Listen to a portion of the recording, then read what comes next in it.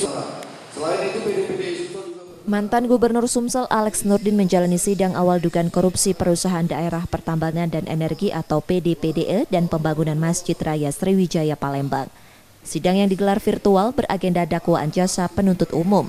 Sebelum sidang dimulai, Ketua Majelis Hakim Abdul Aziz yang juga Kepala Pengadilan Negeri Palembang mengingatkan kuasa hukum, keluarga maupun jaksa jangan mencoba menghubungi hakim atau panitera. Jika ada yang melakukan hal itu, pihaknya akan melaporkan ke KPK atau instansi lain. Dalam dakwaannya, JPU menjerat terdakwa dengan 2 dugaan korupsi. Seperti yang kita tahu, bahwa Alex Nurdin itu menjadi terdakwa hari ini terhadap 2 tindak pidana. Tindak pidana dalam pembangunan Masjid Sriwijaya dan tindak pidana dalam korupsi di BUMD PDPGE, bahwa terjadi korupsi dalam pembangunan Masjid Sriwijaya dan pengelolaan BUMD yang bergerak di bidang gas dan minyak bumi. Kuasa hukum terdakwa sengaja tak mengajukan keberatan atas dakwaan JPU.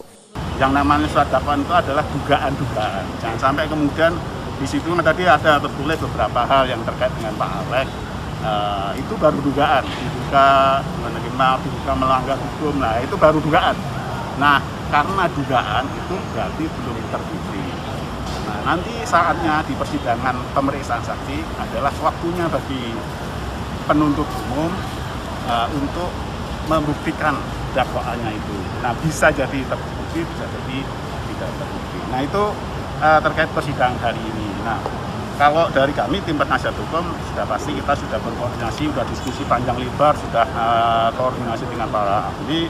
Kami menganggap apa yang didakwakan oleh penuntut umum itu tidak ada dasarnya, sehingga kami yakin ini tidak benar lah untuk yang terkait dengan Pak Alex.